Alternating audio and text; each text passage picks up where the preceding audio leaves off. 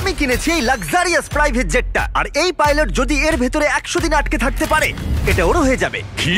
মজা করছি না, আমি এই প্রাইভেট জেটটায় $2.5 মিলিয়ন খরচা করেছি, আর একবার ভেতরে ঢুকলে 100 দিন কিন্তু শুরু হয়ে গেল। ও মাই গড। আর এখনই 100 দিনের চ্যালেঞ্জের প্রথম ঘন্টা শুরু হয়েছে।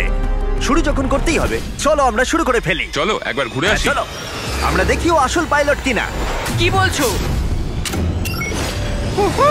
যদি আরমান্দো এই প্লেনের ভিতরে 100 দিন কাটাতে পারে তাহলে ও এই প্লেনটা জিতে নেবে আর পৃথিবীর যে কোনো প্রান্তে চলে যেতে পারবে।